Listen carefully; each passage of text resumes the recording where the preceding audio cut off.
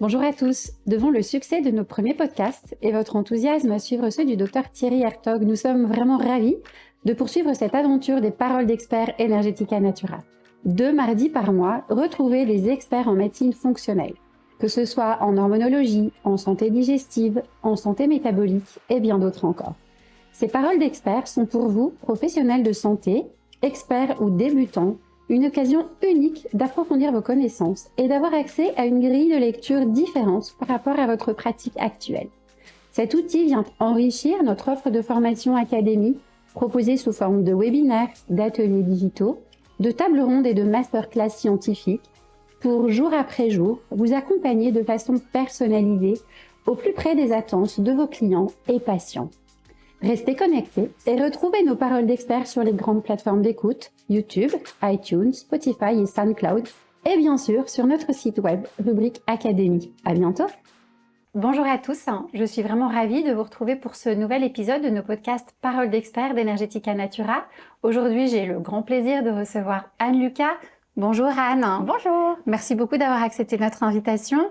Donc pour le public qui nous écoute, pour les thérapeutes, je leur rappelle que tu es donc docteur en pharmacie, spécialisée en médecine fonctionnelle et experte en santé métabolique.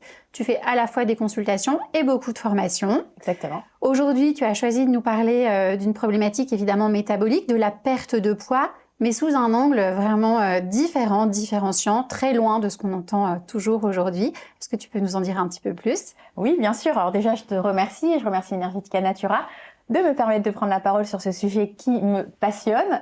Et effectivement, je souhaitais aujourd'hui vous parler de cette approche qui est aujourd'hui recommandée par toutes les grandes instances, qui est celle de cette fameuse théorie SICO.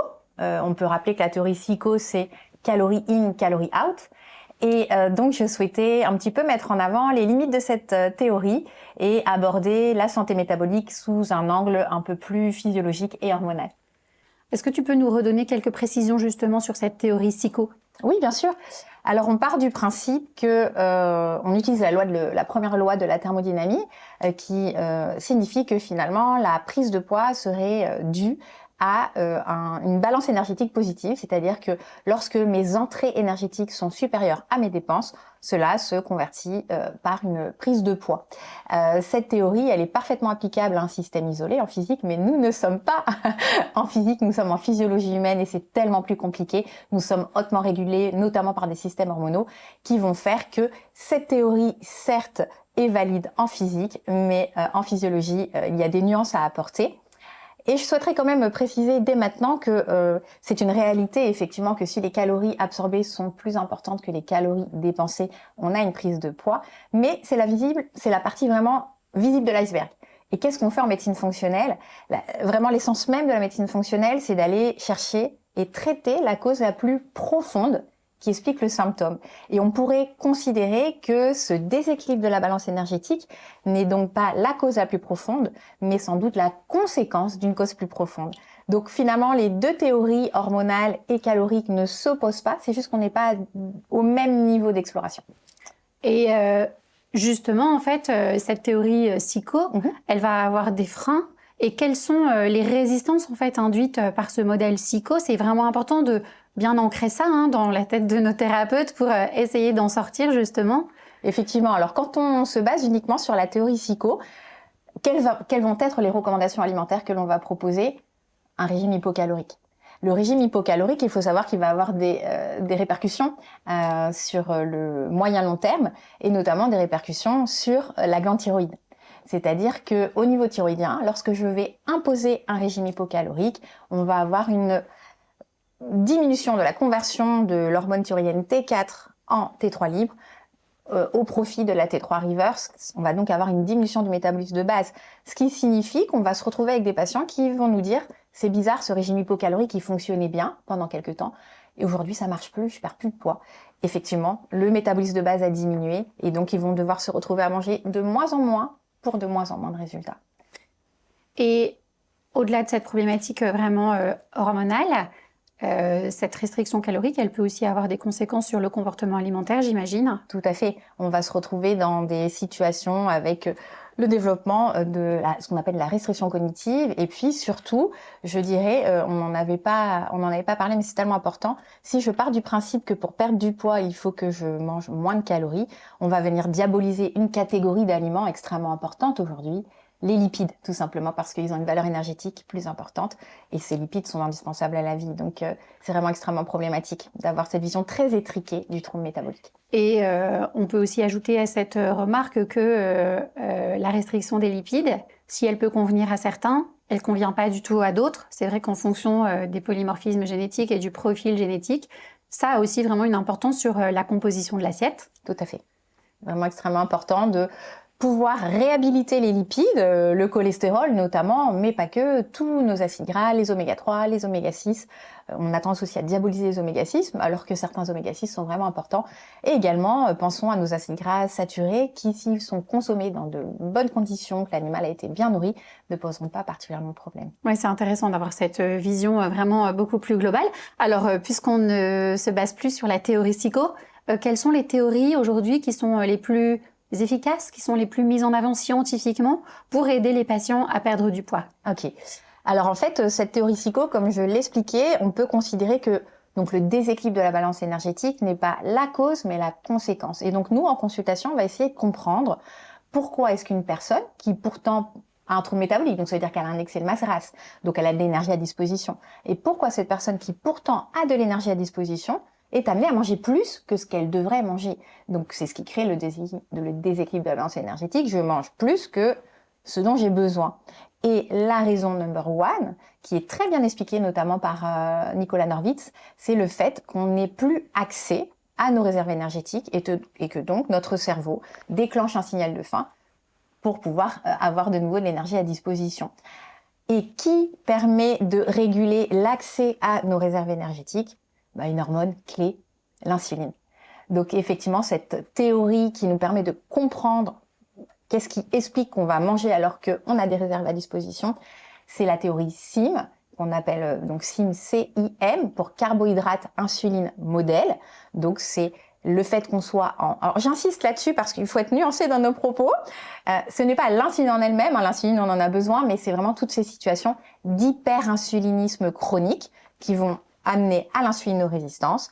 Et quand je suis en hyperinsulinisme chronique et en insulinorésistance, je bloque des mécanismes métaboliques indispensables.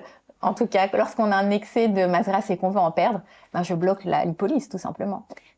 Ça veut dire qu'on va plutôt axer la composition de l'assiette vers des régimes, même si j'aime pas ce mot, vers des modes alimentaires pauvres en glucides. Oui, tout à fait. En fait, l'idée sera de se dire, ok, si l'insuline est finalement l'hormone qui va dicter à l'organisme que faire des calories, est-ce que je dois les stocker? Est-ce que je dois les brûler? Et donc, quand je souhaite faire perdre du poids à quelqu'un, je souhaite lui faire perdre de la masse grasse. Donc, je souhaite activer la lipolyse. Donc, j'ai besoin d'avoir l'insuline la plus basse possible. Donc, quels sont les comportements alimentaires que je vais pouvoir mettre en place pour faire en sorte de diminuer cette insuline? Donc, on a deux grandes interventions nutritionnelles. La première que tu as citée, ça sera vraiment de venir moduler la ventilation des macronutriments. Et effectivement, quels sont les macronutriments qui vont le plus déclencher une sécrétion d'insuline? Tu l'as dit toi-même, les glucides. Donc, effectivement, ça va être une des interventions. Diminuer la consommation de glucides, et là aussi on va quand même essayer de personnaliser notre approche et donc d'adapter la quantité de glucides à la tolérance individuelle aux glucides de chacun. Et la deuxième grande intervention, ça va être de mettre en place ce qu'on appelle une alimentation en temps restreint, donc de faire en sorte qu'on ait des plages suffisamment longues pour mettre le pancréas au repos et donc réverser cette insulinorésistance. Donc c'est vraiment les deux grandes interventions nutritionnelles. Alimentation en temps restreint, jeûne intermittent. C'est exactement la même chose. C'est exactement la même chose. Donc en anglais, on va dire intermittent fasting et on va également parler de time restricted eating. C'est exactement la même chose. Okay. L'idée est vraiment de se dire sur 24 heures, je vais essayer de regrouper les repas sur une plage horaire suffisamment restreinte. Le modèle de base, c'est le modèle 16-8. Donc je jeûne sur 16 heures, je mange sur 8 heures. Et je ne sais pas si on avait décidé d'aborder cette question, mais ce qui est important de savoir dans l'alimentation en temps restreint, pourquoi certaines études montrent qu'elle n'est pas forcément intéressante en santé métabolique et cardiovasculaire, c'est parce qu'elle est mal mise en place. Donc il y a non seulement l'amplitude de la fenêtre qui est importante, effectivement, plus je suis insulino-résistant, plus je dois réduire ma fenêtre de prise alimentaire. Et la deuxième chose qui est extrêmement importante et qui n'est quasiment jamais appliquée si on ne le propose pas aux patients, c'est quand est-ce que je vais positionner cette fenêtre sur la journée. Parce que, imaginons, on propose à quelqu'un qui est en surpoids de manger sur 8 heures. Donc, on va lui dire, il va falloir supprimer un repas. Et quel repas supprime-t-il ? De manière un petit peu intuitive, le petit déjeuner. Donc, il se retrouve à manger certes sur une fenêtre de 8 heures, mais qui est beaucoup trop tardive. Et c'est pour ça qu'aujourd'hui, on insiste sur la notion de Early Time Restricted Eating, qui veut dire une alimentation en temps restreint précoce. Donc, on va vraiment essayer d'encourager la personne à manger dans l'heure qui suit le réveil, mais à s'arrêter de manger le plus tôt possible, puisqu'on sait les récepteurs insuline sont de plus en plus résistants plus on avance dans la journée. C'est vraiment intéressant cette notion aussi de bien préciser sur quelle période faire cette alimentation en temps restreint et justement sur l'importance de manger assez vite après le réveil pour donner un peu le top départ à notre organisme qu'il va falloir s'activer. Alors, on a parlé donc évidemment insuline, régulation de la glycémie. Est-ce que tu peux nous réexpliquer les liens entre l'insulinorésistance, la régulation de la glycémie et les syndromes métaboliques qu'on voit aujourd'hui exploser autour de nous et qui sont l'objet de beaucoup de consultations en médecine fonctionnelle? Exactement. Alors en fait, il faut savoir qu'effectivement que l'insulinorésistance, c'est la base des troubles métaboliques, des troubles cardiométaboliques et cardiovasculaires. Et en fait, quand on regarde la définition du syndrome métabolique, le critère numéro 1, c'est le tour de taille, c'est l'augmentation du tour de taille. Qui est le grand pourvoyeur de l'augmentation du tour de taille? L'hyperinsulinisme chronique et l'insulinorésistance. Les autres critères que l'on retrouve, c'est la diminution du HDL, qui est elle-même en lien avec un hyperinsulinisme chronique et une insulinorésistance. Et je dirais peut-être le facteur qui est le moins mis en avant, et pourtant c'est sans doute un des meilleurs marqueurs d'insulinorésistance, et c'est un biomarqueur qui est très facilement accessible en biologie courante de quartier, c'est le taux de triglycérides. Et dans le syndrome métabolique, on a ce qu'on appelle une hypertriglycéridémie avec des taux de triglycérides qui sont au-dessus de 1,5, mais on peut voir des taux absolument énormes. Et c'est vraiment le reflet de l'hyperinsulinisme chronique. Et on a le dernier critère, qui est la tension. Et l'hypertension artérielle est directement en lien associé à l'insulinorésistance. Cette insulinorésistance, donc on sait maintenant, elle joue vraiment un rôle déterminant dans la survenue des syndromes métaboliques. Mais pas que. Et elle va aussi avoir un impact vraiment négatif et néfaste à long terme sur d'autres fonctions.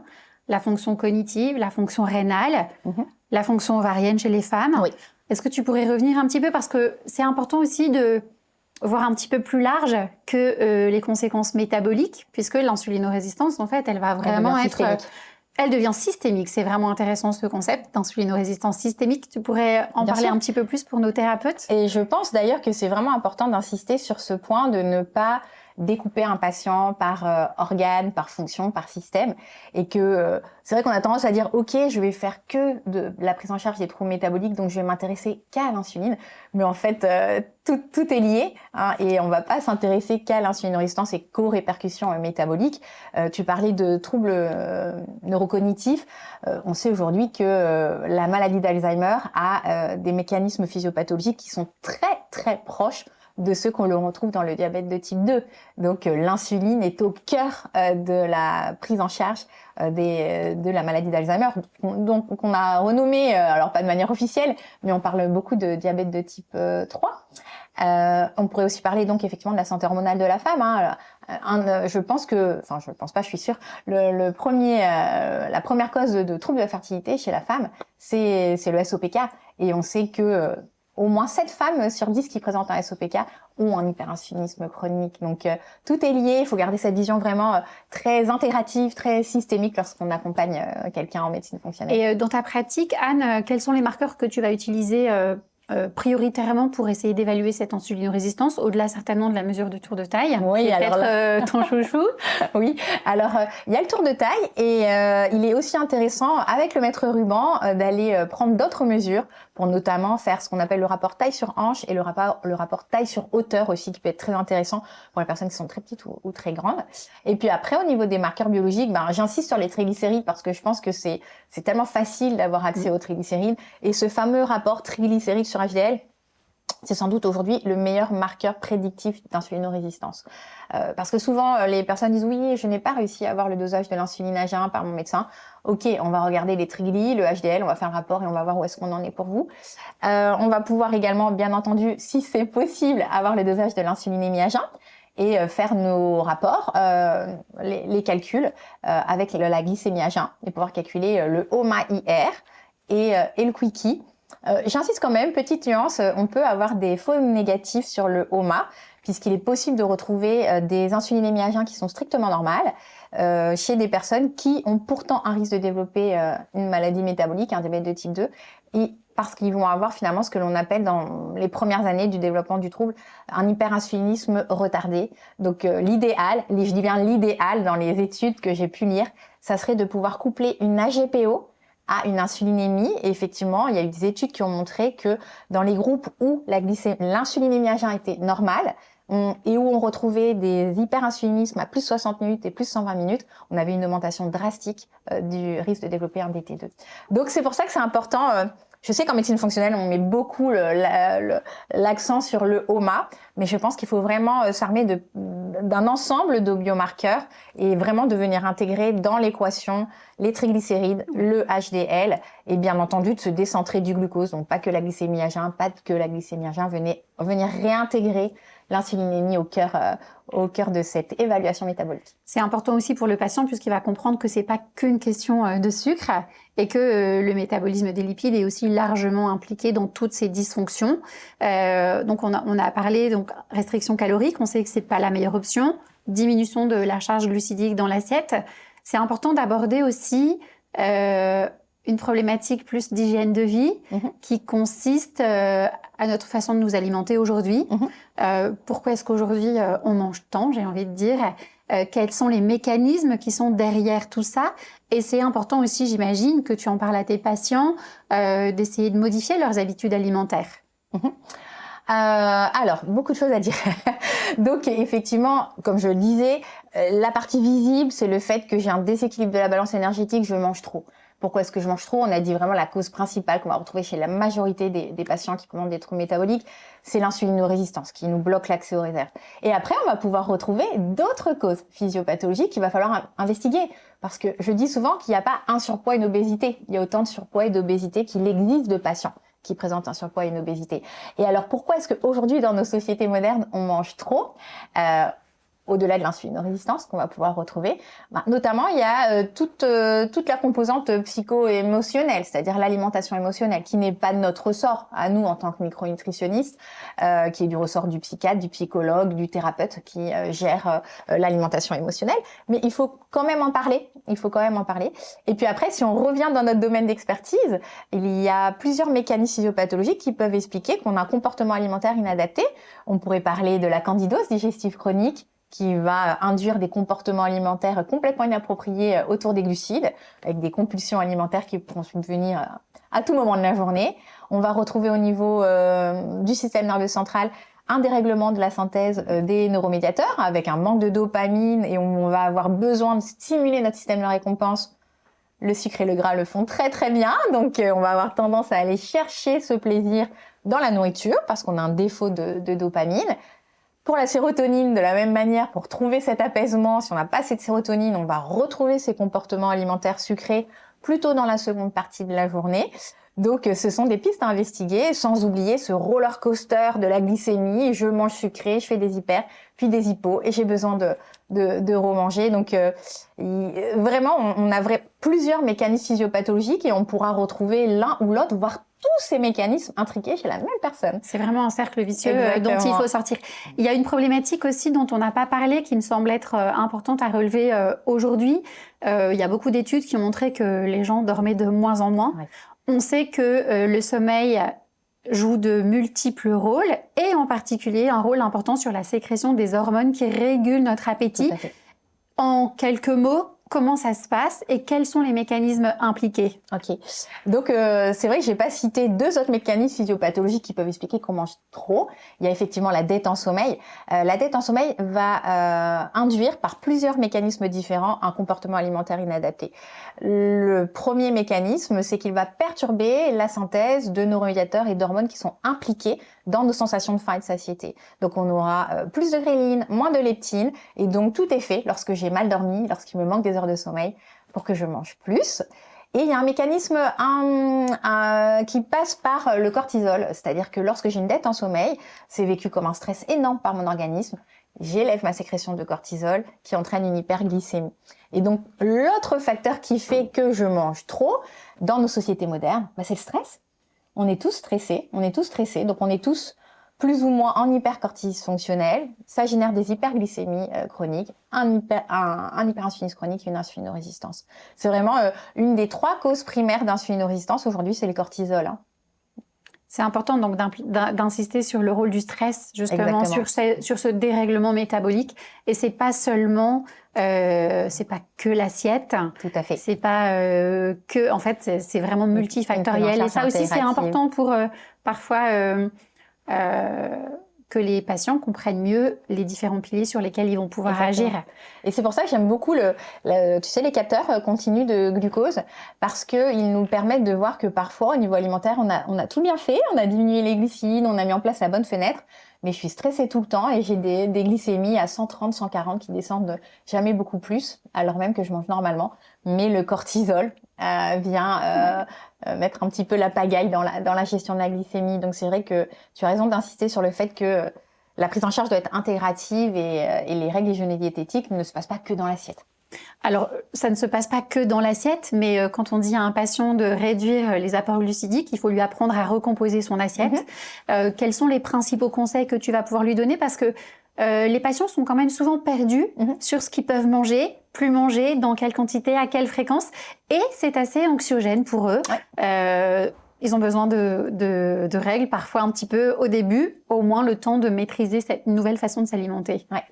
Alors comme je le disais, la diminution des glucides, elle doit vraiment être adaptée à chaque profil. Donc on va avoir différents biomarqueurs, différents bilans qui vont nous permettre de nous dire, ok, chez cette personne, on va pouvoir donner 100 grammes, 50 grammes, ou au contraire, il va peut-être falloir descendre à moins de 20 grammes de glucides par jour. Donc déjà, la notion de personnalisation, elle est vraiment très importante. La personnalisation aussi sur la diminution des glucides, elle va dépendre du niveau d'activité physique, de la masse musculaire, bien entendu. Si j'ai une meilleure masse musculaire, un niveau d'activité physique plus important, j'aurai une meilleure tolérance aux glucides. Donc oui, la première règle, c'est je diminue les glucides, mais de manière adaptée, personnalisée. Et souvent, je prends ça comme métaphore avec mes patients. Je leur dis, écoutez, c'est comme si vous rouliez en diesel et puis vous avez décidé de passer à une voiture électrique. Il va quand même bien falloir la charger, cette voiture électrique. Donc, là, on décide de couper, de diminuer les glucides. Il va falloir trouver un autre carburant énergétique. Et là, de toute façon, on n'a que 2 carburants énergétiques si on fonctionne de manière physiologique.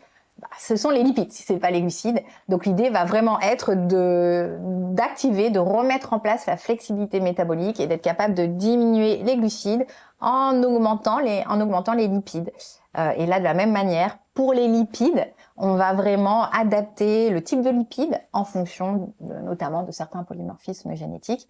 Et pour ce qui est des protéines, on part du principe qu'on met en place un régime normoprotéiné, mais par rapport aux recommandations officielles, c'est quand même beaucoup plus que les recommandations officielles, mais ça reste un régime normoprotéiné. Mais comme les gens mangent de moins en moins de protéines, parce qu'on a aussi diabolisé les protéines, quand on leur annonce la quantité de protéines qu'ils doivent manger, ils me disent « mais j'arriverai jamais à manger tout ça ».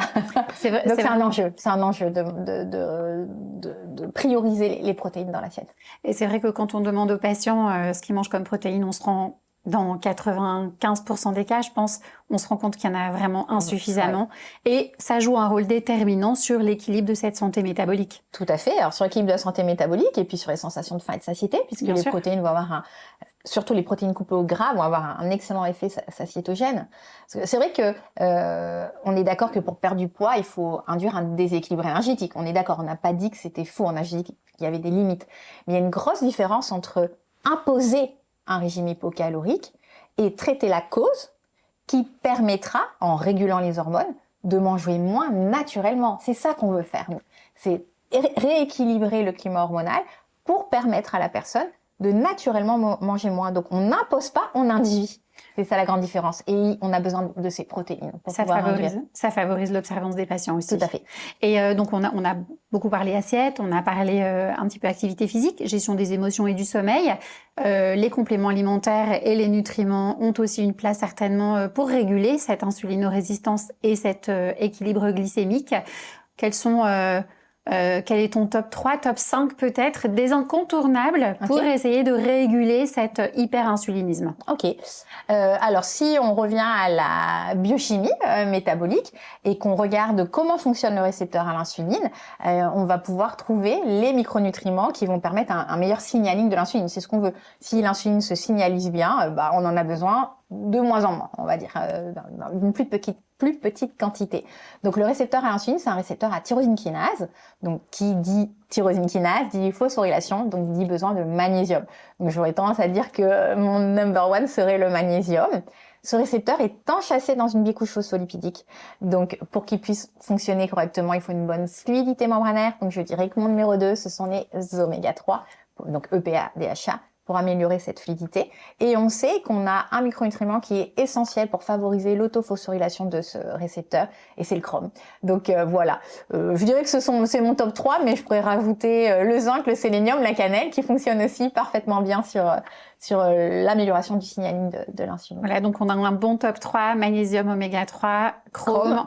Et zinc, cannelle aussi, très intéressant. Mais c'est important aussi de revenir aux essentiels puisque on sait aujourd'hui qu'il y a pléthore de compléments alimentaires. Quand ils sont pris en charge en médecine fonctionnelle, il y a souvent beaucoup de complémentations qui sont proposées tout à fait justement, mais c'est parfois beaucoup pour les patients.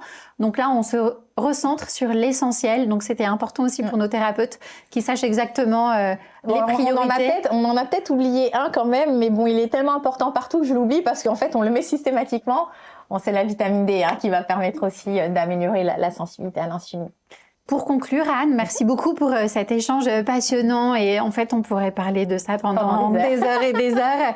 Mais toi qui es thérapeute, qui accompagne des patients tous les jours, quels sont les 3 principaux conseils que tu peux donner aux thérapeutes, aux médecins fonctionnels qui débutent et qui nous écoutent pour accompagner vraiment de façon optimale leurs patients? Quelles sont les clés qui t'ont aussi aidé toi dans ta pratique?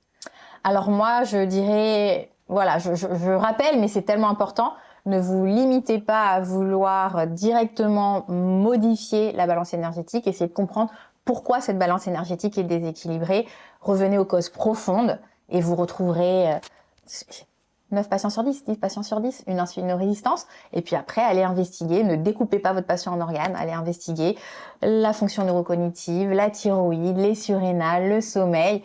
Donc voilà, une prise en charge systémique éthiopathogénique, ça c'est vraiment essentiel. Travailler sur l'assiette, on l'a dit, prioriser les protéines, ne pas avoir peur des lipides et diminuer les glucides de manière personnalisée, ça c'est essentiel. Remettre en mouvement votre patient et surtout lui proposer de pratiquer une activité physique de résistance. Je crois qu'on aura l'occasion d'en reparler dans un autre podcast, mais voilà, ça serait mes recommandations. Parfait, merci beaucoup Anne, c'était passionnant, plein de clés pour nos thérapeutes, donc vraiment super. Merci à tous pour votre écoute et on a hâte de vous retrouver pour un prochain épisode de nos podcasts Paroles d'experts d'Energetica Natura. À bientôt.